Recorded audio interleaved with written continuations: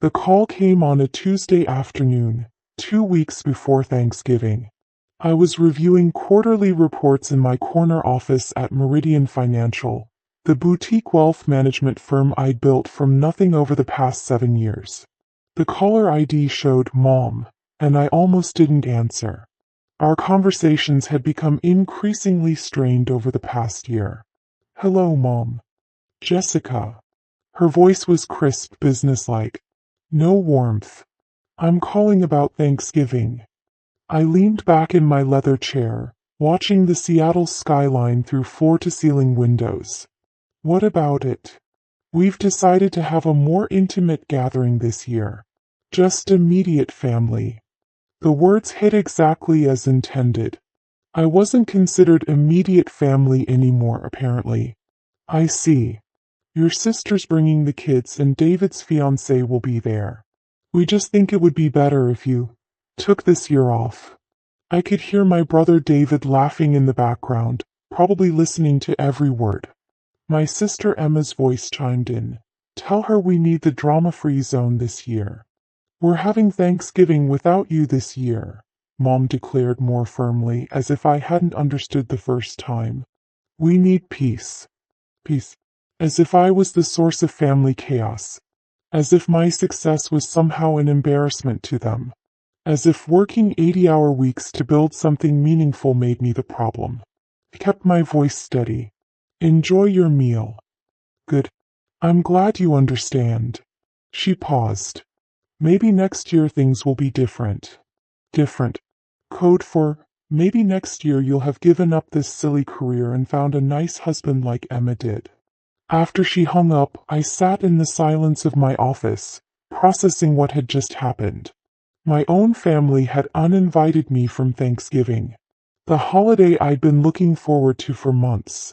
The one time of year we all came together despite our differences. What they didn't realize was that I'd been managing their $50 million trust fund for 3 years. Let me explain how that happened, because it's not exactly a normal family arrangement. 3 years ago, my grandfather passed away. Before his death, he'd been worried about the family's financial future. He'd seen David's gambling problems, Emma's shopping addiction, and my parents' complete inability to manage money responsibly. They were living off his generosity, but he knew that wouldn't last forever. So he did something unexpected. He came to me. "Jessica," he'd said during one of our last conversations, "you're the only one in this family with a head for business. I want you to manage the trust fund after I'm gone."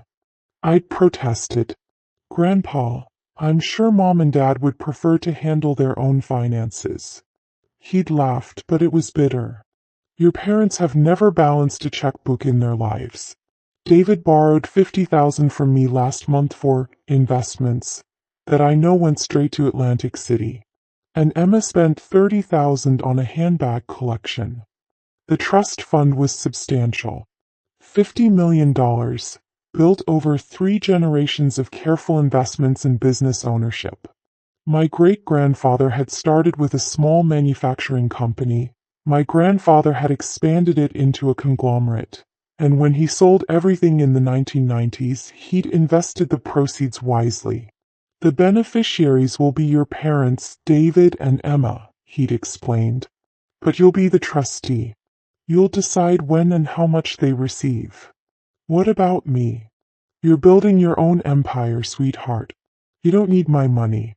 But they do, and they need someone responsible making sure they don't blow through it in 5 years. I'd agreed, thinking it would bring the family closer together.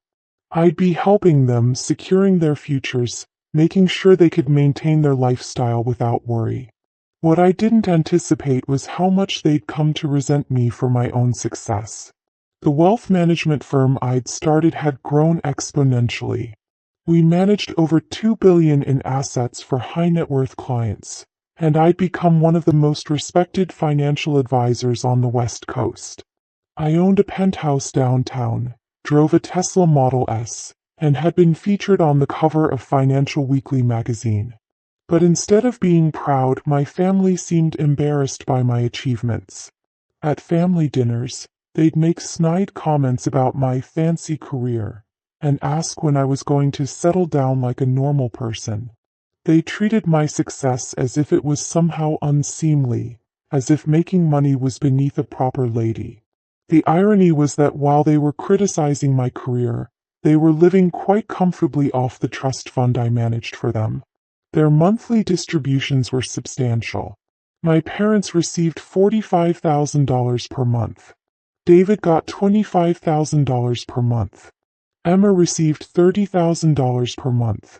That's $100,000 every month, $1.2 million per year, flowing to people who had just uninvited me from Thanksgiving because I was apparently too successful for their comfort. The next morning, all accounts were frozen.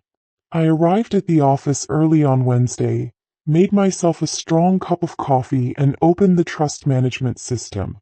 With a few keystrokes, I suspended all distributions pending a routine administrative review. It was completely legal. As trustee, I had full discretionary power over the timing and amount of distributions. The trust documents, which my grandfather had drafted with the best estate attorneys in the city, gave me broad authority to withhold funds if I deemed it in the beneficiary's best interests. And frankly, I was starting to think it might be in their best interests to learn some gratitude. My phone started ringing at 10:47 a.m. Jessica, there's some kind of problem with my account. It was my mother, and for the first time in months, she sounded uncertain rather than commanding. What kind of problem? The bank says my transfer was declined. The automatic payment for the country club didn't go through either. That's strange. Can you look into it? I need to pay the caterer for the Thanksgiving dinner. The caterer? For the dinner I wasn't invited to. I'll see what I can find out. By noon, all three of them had called with similar issues. David's mortgage payment had bounced. Emma's credit card had been declined at Nordstrom. My parents' automatic bill payments were failing across the board. I let them worry for the rest of the day. Thursday morning, Thanksgiving Day, I was having coffee on my penthouse balcony when my phone rang. David this time, and he sounded panicked. Jess, what the hell is going on? My bank account shows zero balance, and they're saying there's a hold on the trust distributions.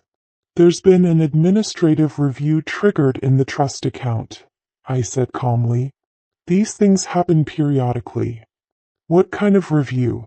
How long will it take? It's difficult to say. Could be a few days, could be a few weeks. Depends on what the review uncovers. A few weeks. Jessica, I have bills to pay. The mortgage is due, car payments, credit cards. I'm sure you have some savings to cover things temporarily. Dead silence. Of course he didn't have savings. None of them did. They spent every penny they received each month, never considering that the money might not always be there. You don't understand, David continued, his voice getting higher. I don't have backup funds. The trust payments they're everything. That seems like poor financial planning, David. Don't lecture me. Just fix this. I'll do what I can.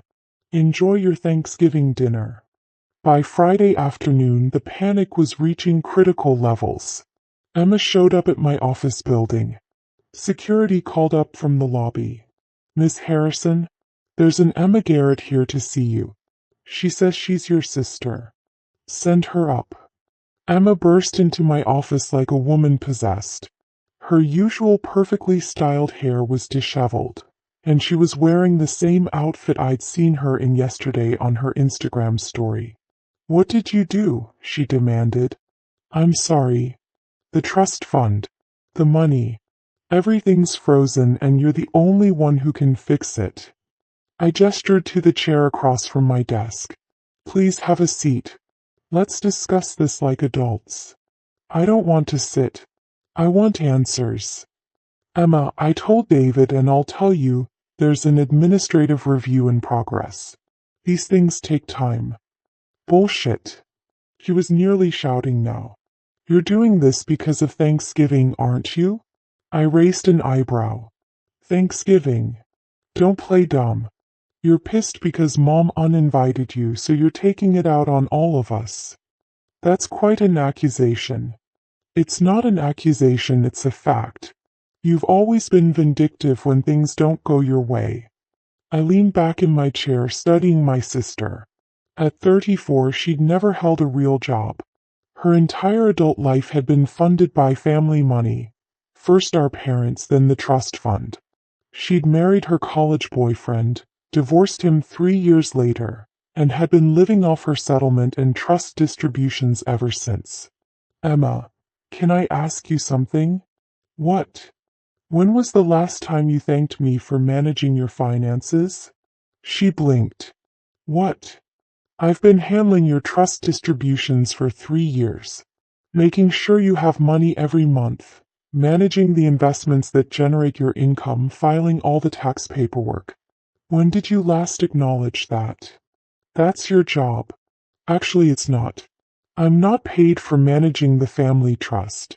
I do it because Grandpa asked me to, and because I care about the family's financial security. Well, thank you, I guess. Now can you fix this? Emma, do you know how much money you receive from the trust each year? I don't know enough. $360,000. That's more than most people make in a decade, and you receive it every year just for being born into this family. So yesterday you and the rest of the family decided that my presence was somehow incompatible with a peaceful Thanksgiving. You excluded me from a family gathering, treating me like I was toxic. Her face was turning red. That's completely different. Is it? Because from where I sit, it looks like you want the benefits of having me in the family, the financial management, the steady income, the investment growth, without actually having to treat me like family. You're being ridiculous. Am I? Let me ask you this. What have you contributed to the family lately besides criticism of my career choices? That's not. You can't just cut off our money because your feelings are hurt. I haven't cut off anything permanently. The trust is under review. Review for what? I turned my computer monitor toward her and pulled up a detailed spending analysis I'd prepared. This is a breakdown of trust distributions over the past 12 months. Emma leaned forward, squinting at the screen. David received $300,000. Know what he spent it on? $70,000 went to casinos in Atlantic City. $40,000 to online poker sites. $30,000 to a day trading account that he lost completely. The rest went to basic living expenses that should cost half what he's spending. Emma's mouth opened slightly. Your expenses are interesting too. $15,000 at luxury handbag stores. $20,000 on a 2-week vacation in Europe. $8,000 at spa resorts. You're spending money like it's unlimited. It's my money. Actually, it's not. It's trust money, distributed at my discretion based on what I believe is in your best interests. And I'm starting to think that giving you unlimited access to funds you didn't earn isn't helping you develop into a responsible adult. You can't do this. I can and I am. The trust documents give me full authority over distributions. I could theoretically suspend payments indefinitely if I felt it was appropriate. Emma's face went white. You wouldn't. I might. Depends on how this conversation goes. She sat down heavily in the chair, the fight going out of her. Jessica, please. I need that money. Why? What do you mean, why? Why do you need it? What are you contributing to society? What value are you creating? What would happen if you had to get a job like every other adult in America? I don't know how to get a job. I haven't worked since college. Then maybe it's time to learn. She started crying then, not the manipulative tears she'd used as a child, but genuine fear and desperation. I don't know how to do anything else. I've never had to. And whose fault is that? Yours. The family's. Grandpas. You've all made it so I didn't have to work. Grandpa created the trust to provide security, not to enable dependency. There's a difference. Please don't cut me off. I'll do anything. Anything. Yes. Call Mom and Dad. Tell them you want me at Thanksgiving dinner. What? You heard me. The three of you made a family decision to exclude me. Now make a family decision to include me. But Mom said she wants peace. Emma, you're about to lose $30,000 a month. How peaceful is your life going to be when you can't pay your rent? She pulled out her phone with shaking hands. The call was brief and brutal. I could hear my mother's voice getting increasingly shrill as Emma explained the situation. You told her what? Mom's voice was so loud I could hear it clearly from across the desk. She froze the trust accounts, Mom. All of them. David's freaking out, my credit cards aren't working, and she says it's because we uninvited her from Thanksgiving. That's extortion. She's not asking for money, she just wants to come to dinner. A long pause. Then, put her on the phone. Emma handed me her phone. Mom wants to talk to you. Hello, Mom. Jessica Marie Harrison, you will restore those trust accounts immediately. I'll restore them when the administrative review is complete. There is no administrative review. You're just throwing a tantrum. Actually, there is a review. I'm reviewing whether unlimited financial support is helping or harming the beneficiary's long-term development. You can't hold our money hostage. It's not your money, Mom. It's trust money. Grandpa gave me the authority to manage it, and that's what I'm doing. He never intended for you to use it as a weapon. Are you sure about that? Because when he set up this structure, he told me that the family had a tendency toward financial irresponsibility. He wanted someone with a fiduciary mindset making the decisions. I don't care what he said. You will fix this right now. I'll consider it if you reconsider the Thanksgiving invitation. This is blackmail. This is family dynamics, Mom. You made a choice to exclude me. I'm making a choice about how to respond. Fine. You can come to dinner. Are you happy now? I don't want a grudging invitation. I want you to actually want me there. I do want you there. No, you don't. You want your money. There's a difference. The line went quiet for a long moment. Jessica. My mother's voice was softer now. I honestly don't understand why this is so important to you. It's just one dinner. Mom, do you know what I do for work? I manage money for rich people. I manage $2 billion in assets for families who trust me with their financial futures.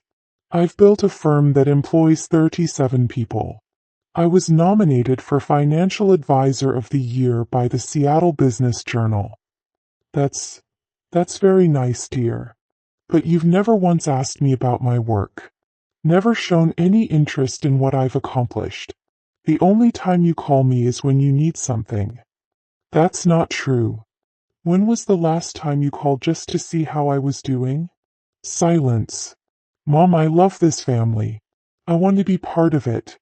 But I'm tired of being treated like the black sheep because I chose a different path than Emma did.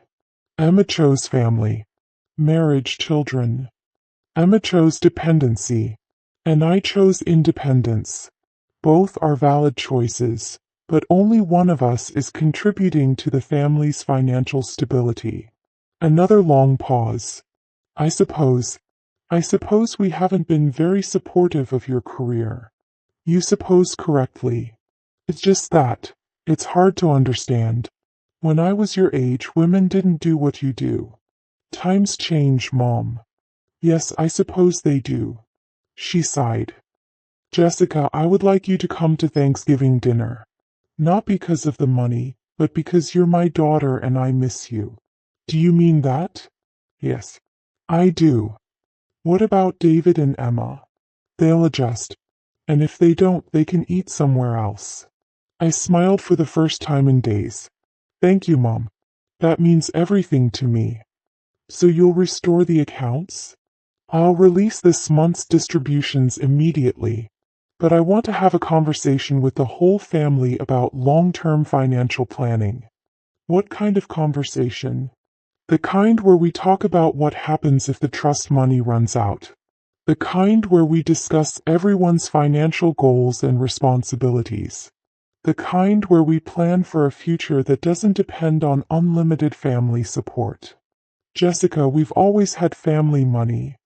And we always will if we're smart about it. But that means living below our means, not above them. It means the trust distributions should supplement earned income, not replace it entirely. You want David and Emma to get jobs? I want David and Emma to become productive adults. Whether that means traditional employment, starting businesses, going back to school, or finding other ways to contribute value to society. They're not going to like this. I'm sure they're not. But Grandpa didn't create this trust to fund a lifetime of leisure. He created it to provide security while family members built their own lives. And if they refuse, then they'll discover how expensive life gets when you're spending your own money instead of someone else's. Jessica, you're talking about fundamentally changing how this family works. Good. Because how this family works isn't working anymore. On Thanksgiving Day, I arrived at my parents' house at exactly 2 p.m., carrying a bottle of wine and a pumpkin pie from my favorite bakery. David's car was already there, as was Emma's. My mother answered the door, and for the first time in months, she hugged me without reservation. "I'm glad you're here," she said, and I could tell she meant it. Me too. In the living room, David and Emma were sitting stiffly on the couch. David looked like he hadn't slept in days, and Emma's designer outfit was clearly something she'd owned for a while rather than a recent purchase. "Hi, guys." "Hi," they mumbled in unison. My father emerged from the kitchen, wearing his traditional Thanksgiving apron. "Jessica, good to see you." "Thanks, Dad." "So," David said without preamble, "about the trust accounts." "David," my mother interrupted, "we agreed to have dinner first." "I know, but I just want to make sure everything's going to be okay."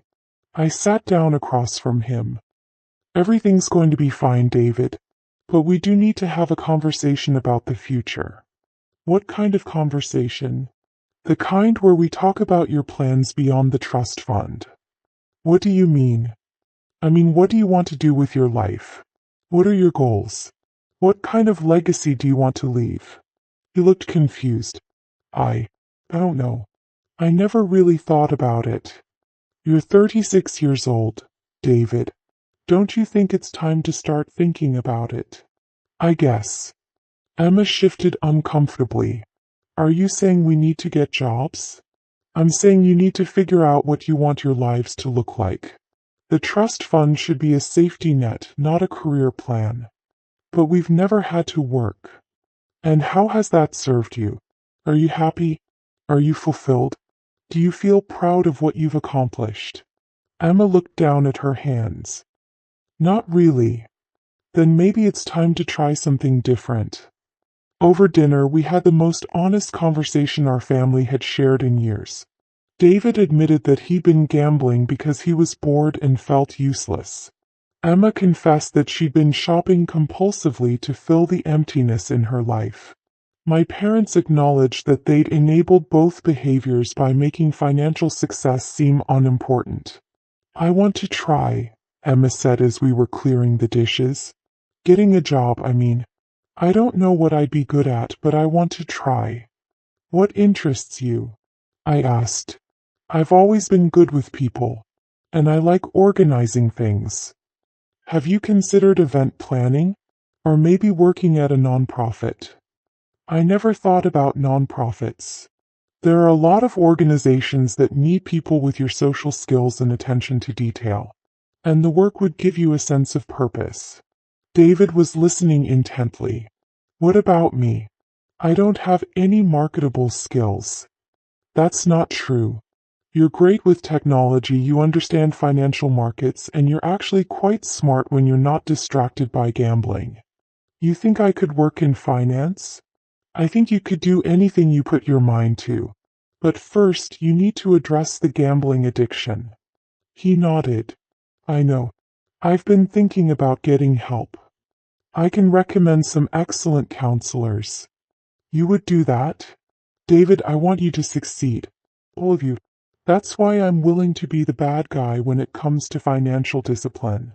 My mother reached across the table and took my hand. I owe you an apology. For what? For not understanding what you've been trying to do. For not supporting your career.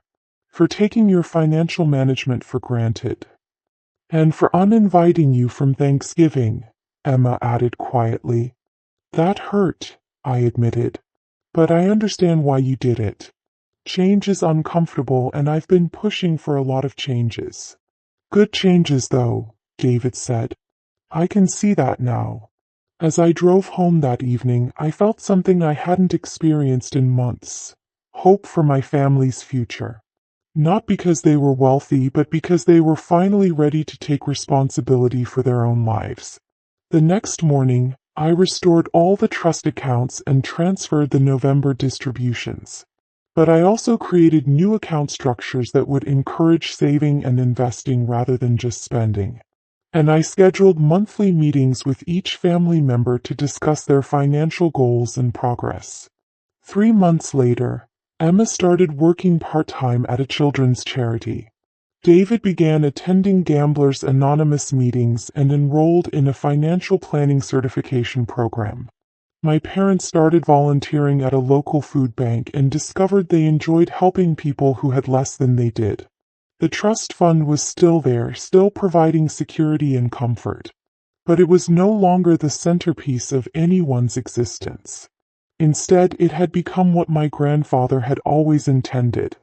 A foundation for building meaningful lives, not a substitute for living them. And our family dinners, which resumed on a monthly basis, were filled with stories of real accomplishments, genuine challenges, and the satisfaction that comes from creating value in the world. The best part? Nobody ever questioned my invitation again.